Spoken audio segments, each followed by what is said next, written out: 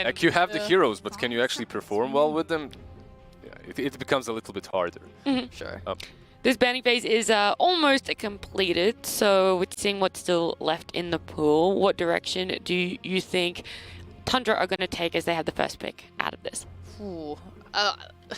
It's hard, right? Because No, I was looking at EG. That's why I was like, my brain was thinking about we'll their take EG. No, yeah. Listen, go ahead, you go ahead. do Tundra.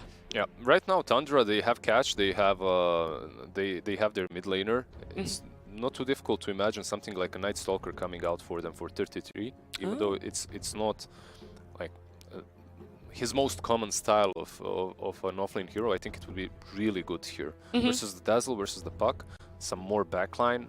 The AoE silence works amazingly well against those. Yeah. If they even go for that right now, because they could just pick a fight. Yeah. I was just about to say, that Tiny hadn't been picked or banned yet, but it was the final ban there, Tundra. Taking Chen now.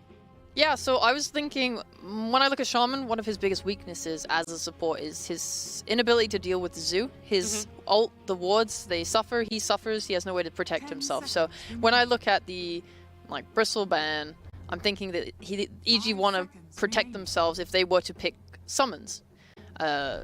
Maybe they'll pick a Nature's Prophet again. I know that RTZ has struggled a little bit on the Natures, but they first faced it in those games. It's not bad here. Like I wouldn't mind the Prophet at all. Even versus the Void Spirit, once you get that talent that keeps him in, that roots him right in.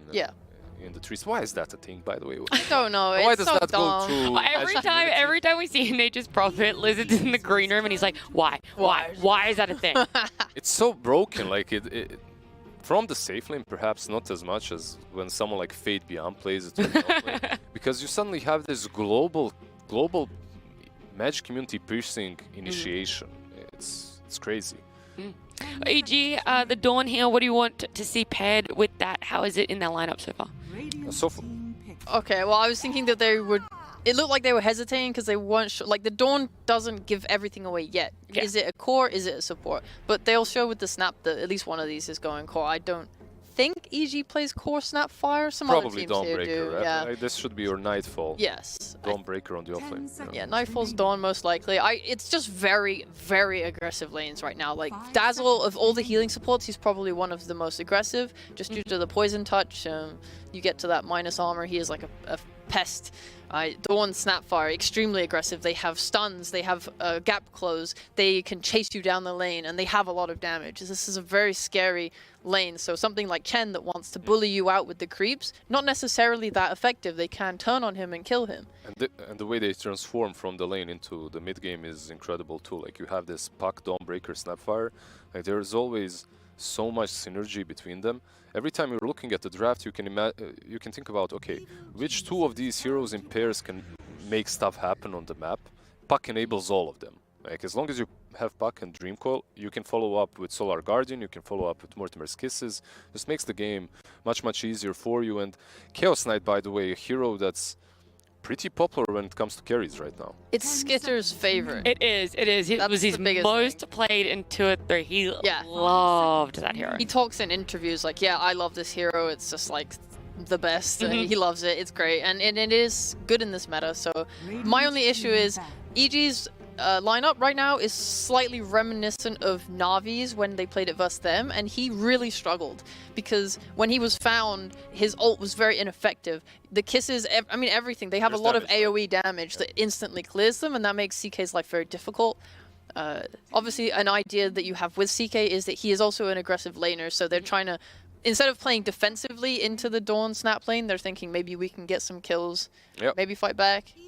Maybe they can fight. Maybe. I'm pretty scared for him. Yeah, Dawnbreaker. Yeah. Okay, well, you feel the CK has not necessarily been dealt with, but it is a little bit weaker, maybe not as strong as Skitter might have in his mind. What's a last pick standing out for Tundra that might enable a different win condition? Oh, maybe they could try lane? Do you think that's an option? Like, if they picked an offlaner that could stand alone, because they get last overall pick, so they could pick something that works into the safe lane, potentially.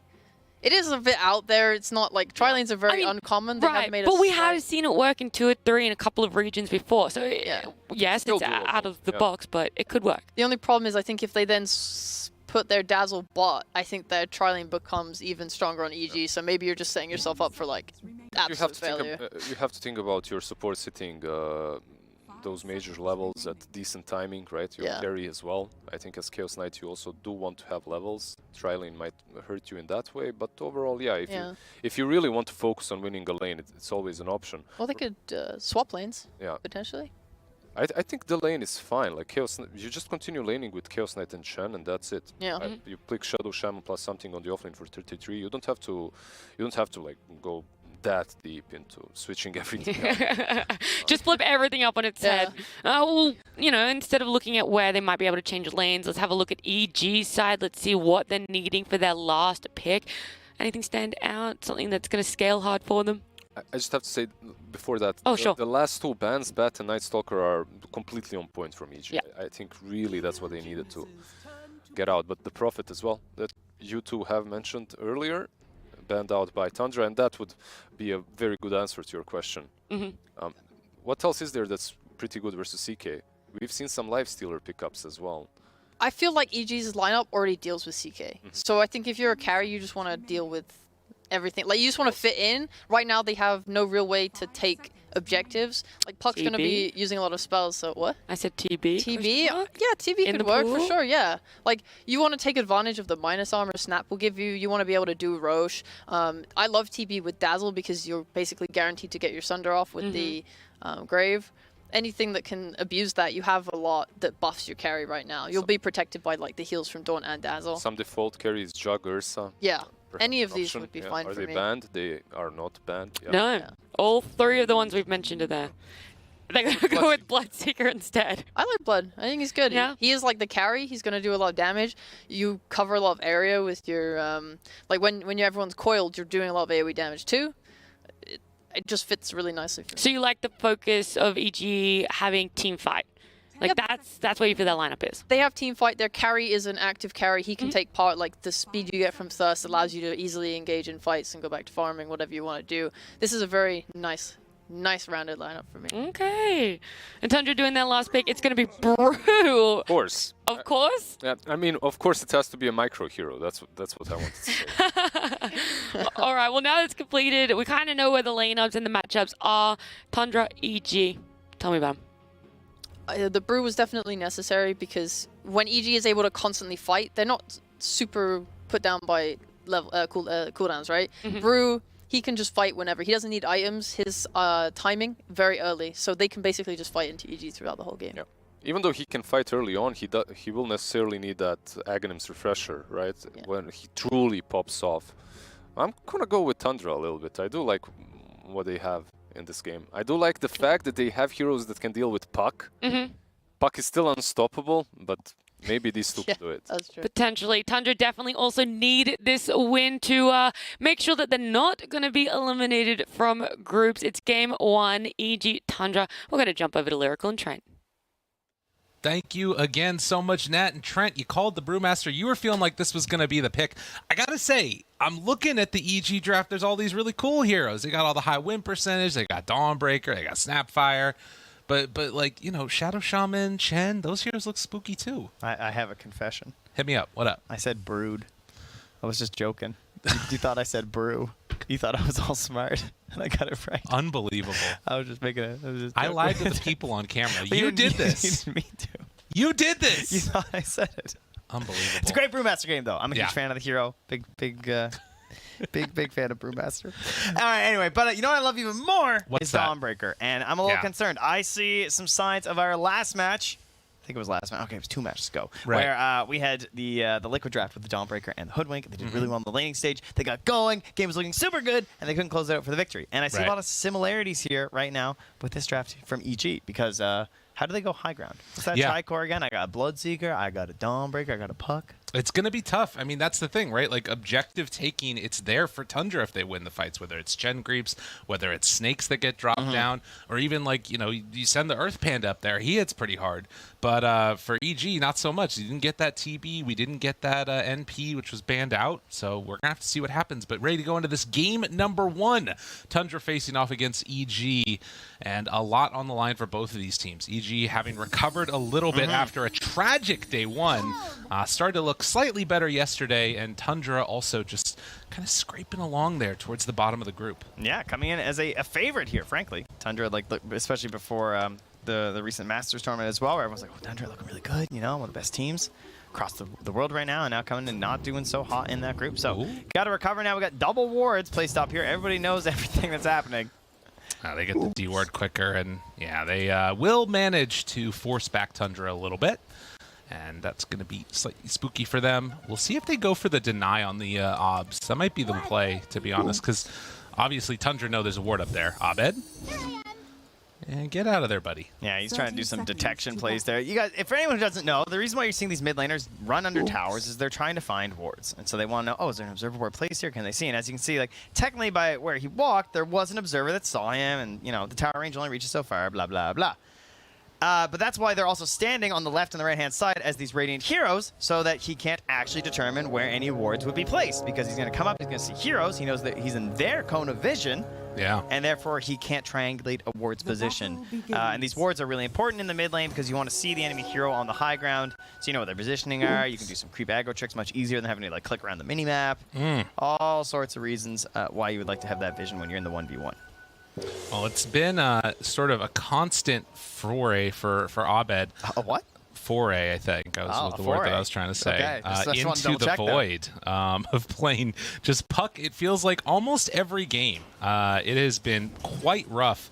I mean, a lot of them have looked really solid so far in this tournament. 4 matches, 50% win rate.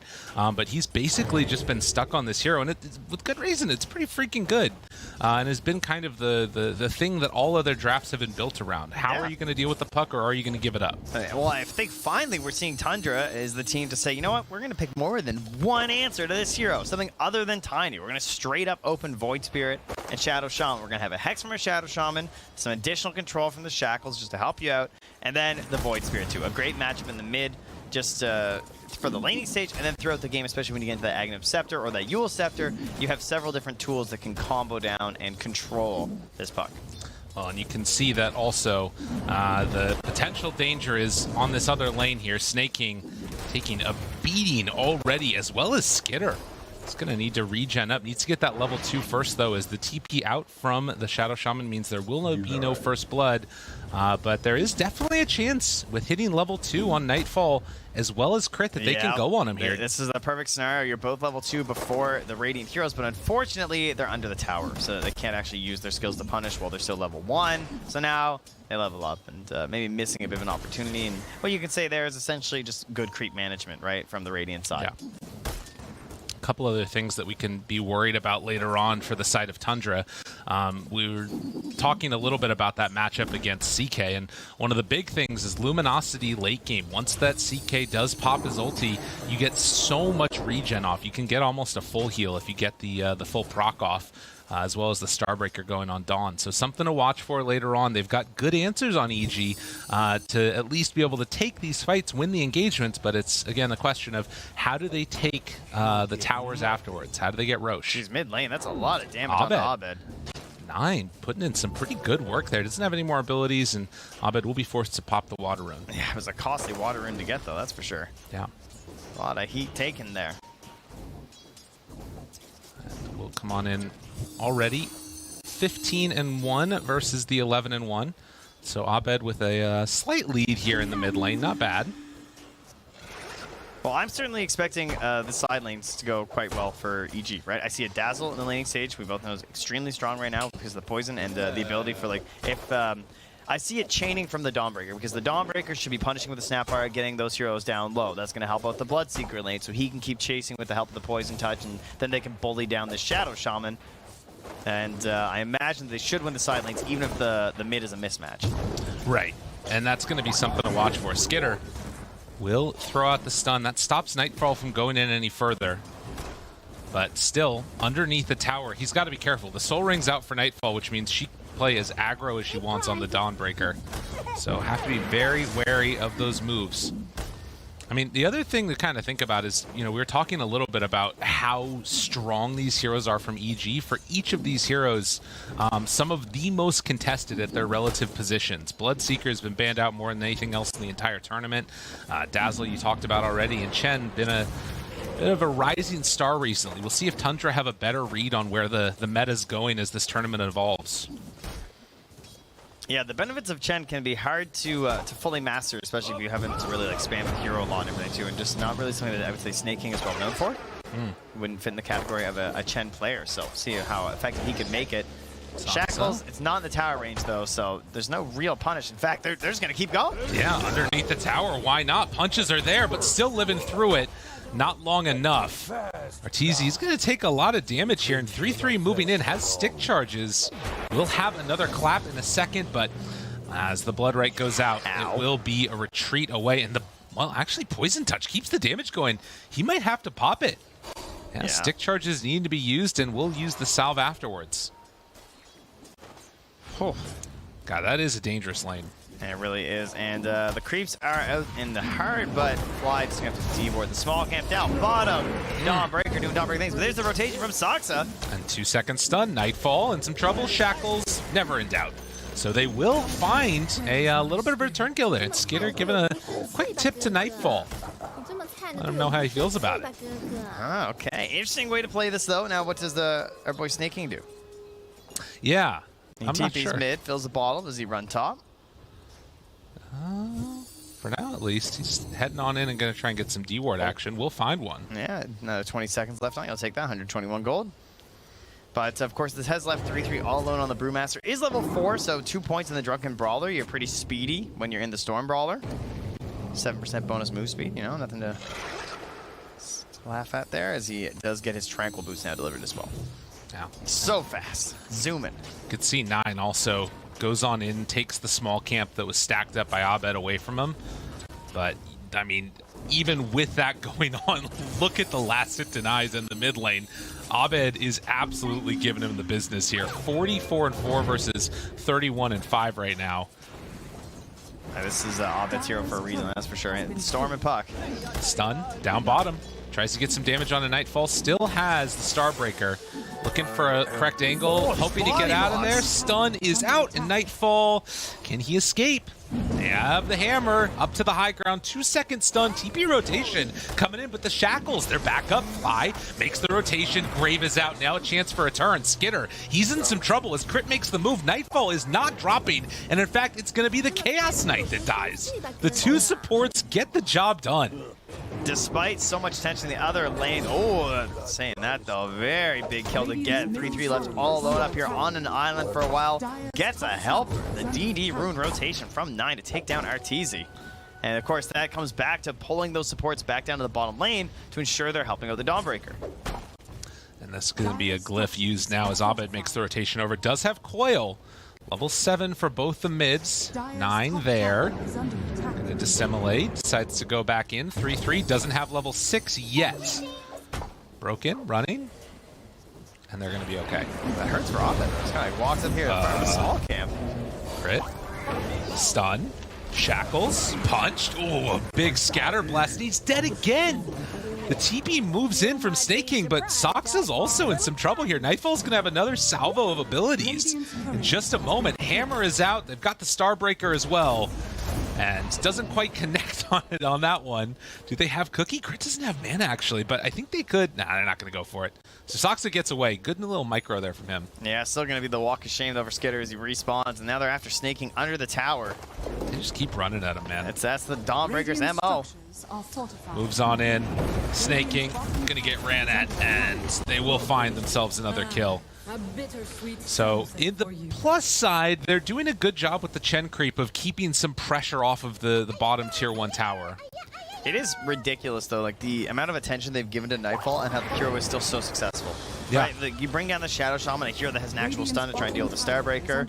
Still not enough. They have a couple 2v1 scenarios. Still buys enough time for teammates to rotate in and fix that situation. And now Soxa back up to the top lane here, looking to see if anyone's running towards 3-3 as Abed will come in to push back the tower. And Crit, well, just taking his time. And he gets it in the end. Well, I mean, you look at like the way that this game has gone, and it's maybe what we would have anticipated. EG, they're doing very well in the lanes. This is always something that they prioritize. Void Spirit a little bit behind that Puck. Much more so the differential is in the last hits as opposed to the net worth. they're pretty even on that regard. And Arteezy looked like Ame from earlier today, right? When he's that TA coming mid. And has to come mid on the Bloodseeker to recover. Oh, that is nice, though. Rupture. Meanwhile, the Solar Guardian tries to make the move. Everybody comes mid for EG, and they drop 3 ultis on him. Thought that was Shadow Shaman for a second, but we're just pig pulling, don't worry. We got the chicken hex on Sox. Okay, cool. Like it. Yeah, gotta check our animals every time we watch a Shadow Shaman, you know? That's true. We got lambs popping out of this guy sometimes. Well, this is supposed to be the answer. There's a hex there.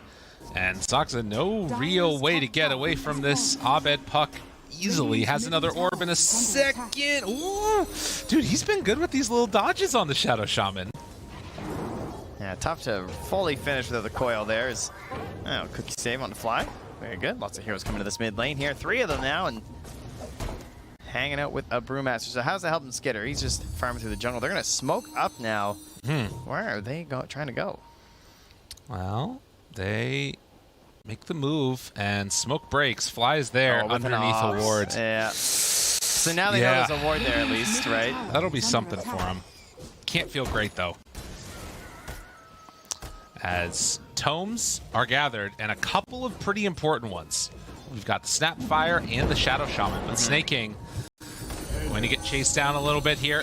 Have the rotation over from Abed and manage to clean up. Nightfall, just a menace. You can see what Snake King's been doing, though, playing very greedy in this idea of like coming up into the dire jungle, using his creeps, farming through these camps because he wanted to get this mech on the earlier end, try and benefit their team fight. And they're going to have good fight potential once they utilize the brew split in combination with the mech. That's going to be pretty difficult for EG to deal with, but they have some levels of sustain of their own as well with the Dawnbreaker. Yeah. I mean, to me, as much as this, 2K Gold lead doesn't feel like all that great, I'm still pretty confident that Tundra is happy with this, you know? As they are moving on in, coil down, as well as Snapfire ultimate, but Brew already out with the ulti. Dissimulate's going to be there, but the silence, the heal, it comes in time. But 9 down low, 30 HP. They move on in with the hammer, find the finish. Crit, trying to back away. 3-3 still doing a good amount of deeps in the back lines. As he gets the lift up onto the puck, but the full commitment of the wards means this tower might still go down. 3-3 chase, 3-3 going to drop. 3 dead, Snaking also under fire as Arteezy ready to battle with the team. They move on in and finish off that Chen. Yeah, this is to me one of course, the absolute biggest benefits of a Bloodseeker in your lineup, right? These early skirmishes where you can join and get some kills without even really needing an item, as long as it goes well, right? Like, there's not many characters that actually get that cleanup there. But can they get a secondary cleanup? The move in, oh my god, Knight just got demolished. Sucks like he wanted to be there earlier, but it's not going to happen. They almost got Arteezy, but the turnaround was too big.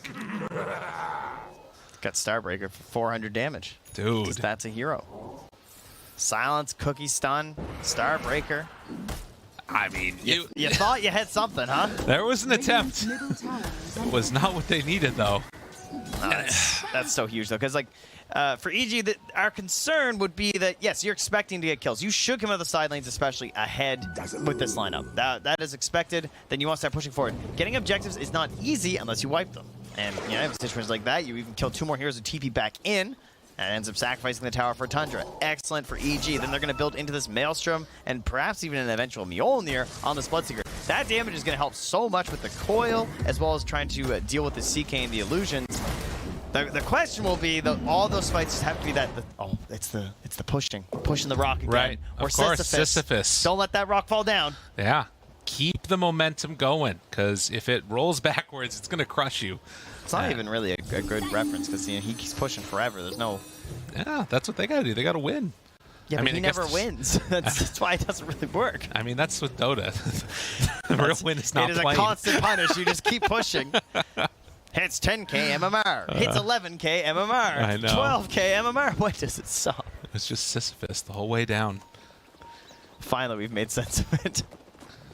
Welcome to the PGL Arlington Major, where things are happy and we love Dota. 3-13 and a 3k gold lead, and they find him again. Can they kill him afterwards?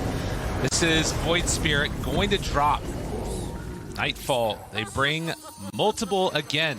Oh, the Hurricane. Snake King. These Chen players, they just want the swag points. They all die, but they want to look cool. And they manage to look cool when they die. Unfortunately for them, that is going to be the entire creep conglomerate gone as well. It's a congregation. That's fair too. It's like a parliament of owls. That's good. A pride of lions. That's another one. A murder of crows. You've got him today. You're knocking it out of the park. I'm running out. What a winner. Soxa drops the wards. This is unfortunately not a winner for them. This is a tough one. Can't get the damage done that they need to. I knew it. It's a troop of gorillas. Well done. Yeah, I couldn't remember what it was. You guys probably heard me typing. You definitely did. Wasn't going to blow up your spot, but you did it yourself. These must be brown switches, huh? Yeah, exactly. They're pretty loud on this keyboard. Well, they're getting closer to the BKB on Nightfall. And in the meantime, the big question mark is where do EG want to go next? I feel like they just got to wait until all the ultis back off cooldown again and make another run with Puck. That seems to be the play. And of course, Arteezy, he's just loving this. I think Fly stole a last hit there. No, just a little bit of oops. It wasn't actually an oops. It's interesting, right? Like, you think about the way that the day one looked for EG. There was not those voice lines. It feels like there's been a little bit of a turn in terms of the way that the team is feeling. And certainly having some good results in this one out of the get-go is going to start making them feel good. Tundra needing to come up with answers. And they do obviously have the strength of this Brewmaster. They got to play around that ulti. Trying to get in towards the Aghanim Scepter next for him after the Spirit Vessel done for Brew. But DD Puck underneath the ward, and Tundra doing what they do. Dodge the fights, push out lanes, pull EG around the map. I do worry about 3-3 getting off his ultis, though, because he's forced to go straight into this Aghanim Scepter, and then you got to wonder, like, when the Shard comes out for the Dazzle, in combination with the silences from the Puck, too, and then the Starbreaker, yeah, there's a fair chance that he just dies, because their counter-initiation isn't amazing. We'll have to rely on the hand of God. Nightfall. Now they realize they can't do this. He has already thrown the hammer, but 3 seconds cooldown. Nightfall, 3-3s there as well. The silence comes out. Thinking about chasing.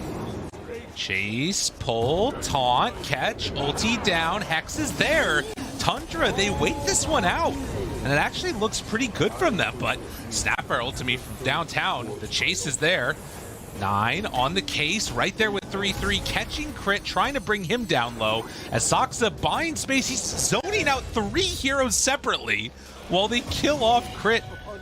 So it ends up being a 2-for-1. That was a really nice play by Tundra. Like, they know they're behind, and these fights aren't easy for them, so they have to whittle down the side of EG, sort of gauge if this is going to be good enough for that split to come out from the Brewmaster, and he gets it there before the reinforcements are there for the chain stun as well.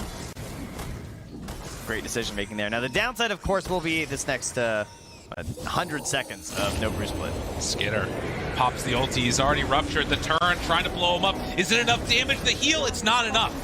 But Nightfall there for the turn, and the Starbreaker, that cleans up Skitter. 3-3 tries to TP, is not going to survive. Yeah, that's one of those things we were talking about with the Dawnbreakers. So statistically, these Delusion heroes are some of the worst heroes to have to play into Dawnbreaker, right? Because she's going to start like smacking all your illusions. The Starbreaker, she's going to be hitting all her procs with the Luminosity, getting that big damage and heals. But unfortunately, yeah, they were not enough, as she came in a bit too late there to get the save on the Arteezy. And in the meantime, you almost, I think that's BKB coming out for Nightfall, can disassemble the Echo Saber. Afterwards, can go into the Aghanim Shard, and this hero, top net worth, is so scary. Coil, in the meantime, used. Cookie chasing crit right on top as they blow up 9, who has just not been able to find his footing in this game. Yeah, and that's 1 shard to add the additional stun from the Snapfire, and the other one is just about done on Fly as well. Tundra, you need to come up with answers. Oh, this is a pretty good one. That's true. A Blink Dagger on a Shadow Shaman. That helps. Brown Boots, Blink.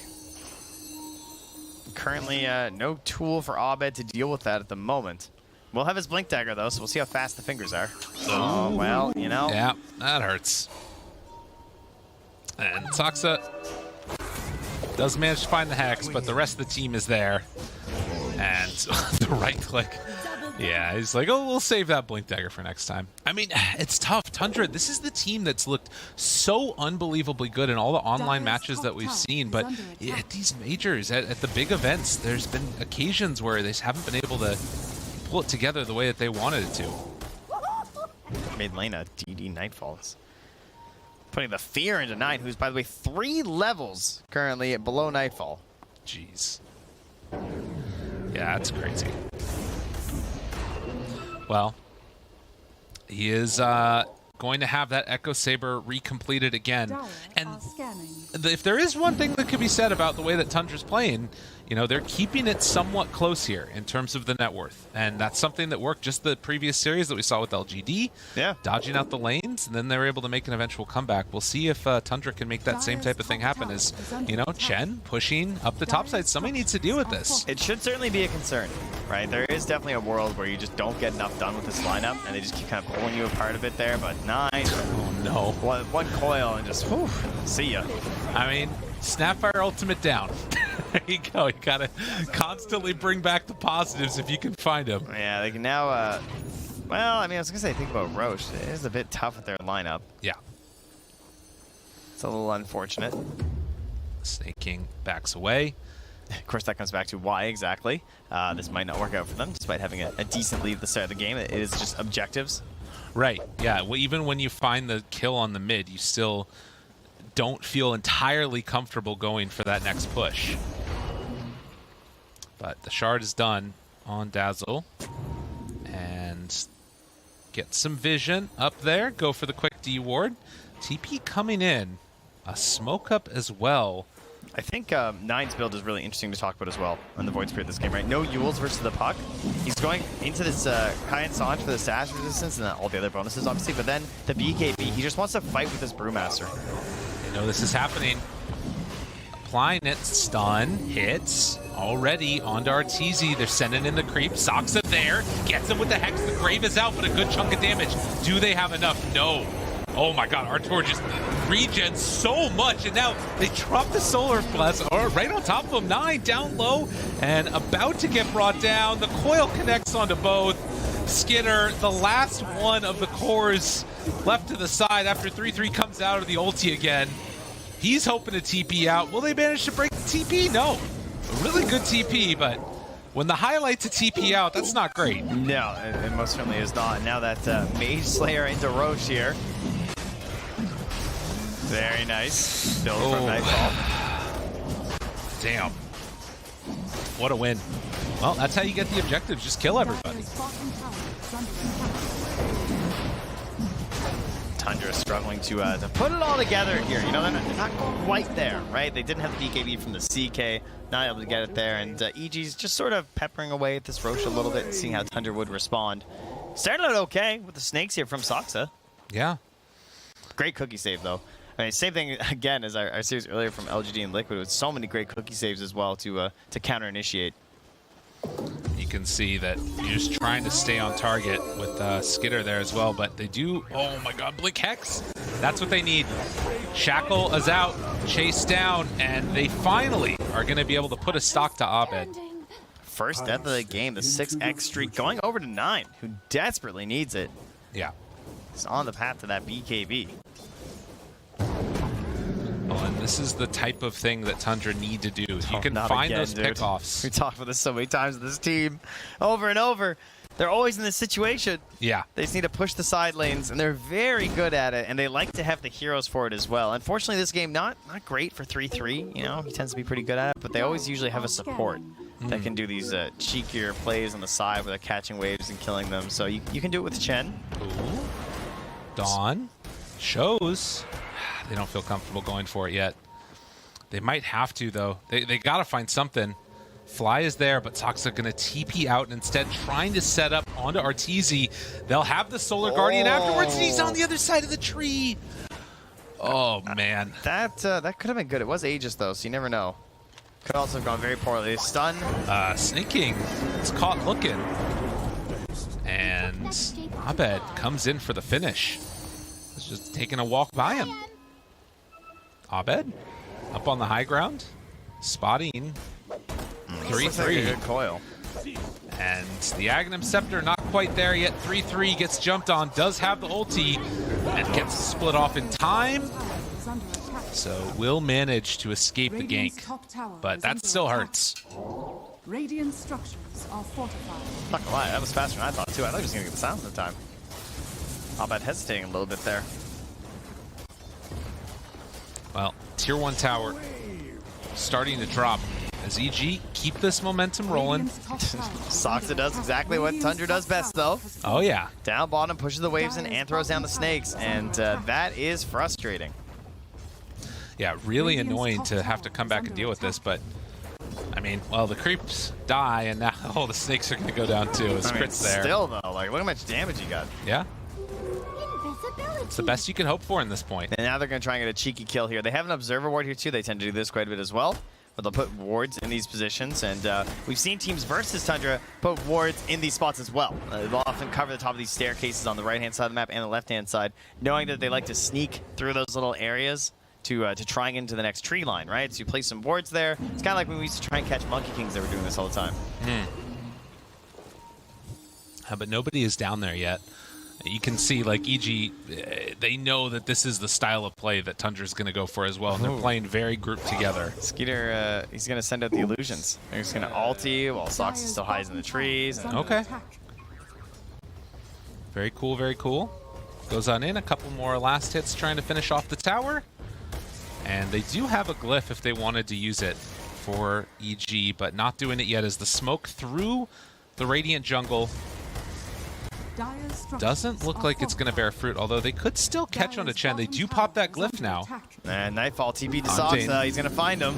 Snaking in some trouble there. Also, as Soxa died too quickly. He died to a single Starbreaker. Yeah, that hurts. And 9 is also dead as the Rupture comes out. He just got Starbreakered. I mean, that's all it takes. I didn't even know that was a thing. He only has 1260 HP. It hurts. He just got swiped. It's really hard. I mean, there's a reason that this Dawnbreaker is just so highly prized. Radiant's middle tower is under attack. EG gonna pressure mid now, take this tier 2 tower. And they're still kind of setting up at the same time. They're sieging mid and then also pushing out this bottom lane. I don't know if Skitter's gonna find him over here, but they're waiting, hunting, looking. Spot the illusions, Nightfall there, turns around with the BKB. Skitter biting off more than he could chew, and with the Starbreaker connection, will try and survive through this. Abed, couple more punches, not going to be enough with the crit. If he had that Deso, though, that would have been it. Just maybe, yeah. EG playing this really well, right? Keeping control versus Tundra can be a very difficult task because they're very well versed at playing these side lanes and keeping the lanes out, and they think about this concept a lot, you can tell as a team. But they're getting the catches, they're not getting too frustrated, they're not overextending as well, because that's what tends to happen, right? That's how Tundra can get back into the game, is you get frustrated at how they're pushing out these side lanes to overextend a little bit here. 9. He's silenced, and he is going to drop. Meanwhile, the fight going on the other side. Wraith Pact is down, the silence is there, stun follow-up, and Brew does not get a chance to play Dota. Chen is dead, one by one by one. EG just completely wrecking Tundra. Yep, very well done again, and now it is time, right? You got 3 heroes down. Sure, there might be buybacks, but we got to go and at least hit the high ground. Itemization is done here for taking down buildings as well. Sure, you love Deso just for fighting as a Dawnbreaker, but it definitely helps when you want to hit some structures, especially you got a few allies. We have a little Shredder there from the Snapfire as well. And, well, Arteezy is just making his way there. You know, it's tough when the enemies are dead or full HP to be a Bloodseeker. Right, exactly. But you'll eventually get there. No, it's Nightfall that's the one that's doing the damage here. Nightfall has definitely been the preemptive battler, getting where he needs to be across the whole map. But with one whole lane of racks down and now ready to push in bottom lane, they find him. Looking for the chase down, and Soxa dead. That's a great kill because it just keeps them off balance, right? And it allows you to keep focusing on the objectives as a side of EG and stop getting pulled apart, because Shasham just wants to play his little annoying game. And now up in the top lane, 3-3. Oh, he's getting close. I mean, he's got the eggs. They find him. Stun. Well, it's good to have 2, but when you can't get off 1, it's still pretty rough. No ultis from the Brew. That one hurts. Oops, indeed, is 9. Well, go and hop through with this next wave with an Astral Step. Meanwhile, they cut the wave on the other side as well. So 9 kills the wave and is going to look for the next one. Can they intercept? That is so dangerous. I mean, he has to take big risks. He knows Hello. that. Yeah. The rupture's there. Dissimulate, jump away. Chen dead again. 9. Oh, barely able to escape. Nice. But didn't get the wave. Yeah, at least, hey, no more assistance there to help out, though. And, yeah, just, a couple more deaths. It's okay. 8-34. Yeah, man. EG, this looks like a completely different team from day number 1. Yeah, we talk about like all this delaying from Tundra and how they're making some pretty nice plays and everything, but what is the end game here? Like, yeah. Where does this ever turn around at this point? It's such a... This is the sort of lead that you need with EG's lineup to make it work. We'll talk about like these dangers of pushing and stuff. There is a number where it's just... It doesn't really matter the heroes, you know? Particularly if they just never have 5 heroes alive at the same time. They turn. The Luminosity's going to be good here. Turns, heals up. Oh, it's strong. And Skinner just going to have to TP away. As soon as you throw out that Starbreaker onto the Illusions, you get so much regen. But snaking. Oh man, dude. Oh, no. Poor King. That's regicide. Yeah. I mean, they were waiting for him. They knew he was coming that way. But Roche will respond now. And EG ready to go claim that Aghanim Shard as 20,000 gold lead. They're getting towards the Lincoln Sphere here as just a second on puck. Thanks. As game completely in their control. Mm-hmm. Did you know it's called a skulk of foxes? That's great, dude. I love that. Or so good. A bloat of hippopotami. You know, when I heard the typing, the clickety-clack, I was like, what's coming out here? What's it going to be? I thought it was appropriate. Okay, I like that. An aggregation of manatees. I do love the word aggregation. Ooh, a pandemonium of parrots. That's very good. Ooh, rhinoceroses are a crash? These sound made up. They're not real. Rhinos don't exist. A cauldron of bats? Okay, these can't be real. No. That sounds too cool. An army of caterpillars? That's adorable. You know what is also adorable? The strength that we've seen from Abed in this game. It's just been unbelievably adorable. So true. As they smoke out now and try and find Tundra one last time. Tundra, I mean, you look at them, they're all now in the mid base. Vision is not really going to be that helpful. I'm curious if they're just going to try and sort of go right in on the first hero that they see. Smoke up with 4. Snaking. Oh, yeah. Remember last time? Yeah, that's right. It was all just conditioning, all right? They're ready now. It's a popular term in other games. Oh, the smoke. They don't get him. He jaunts. He hides. And Puck back with the team. You know what it is? Is that it's really hard to condition EG like this because they're so used to all this air conditioning here in Arlington, Texas. Wow. Yeah. Wow. That's, I mean, wouldn't that be the same for everybody? See. 3-3. Oh, this is what you do. Is just split at the start. That's the way to make it work. Ulti coming in from Dawnbreaker. Do they have enough damage? Dazzle dead. Okay, EG lose a hero, but Skinner, he is also dead. That is not the one they were hoping for.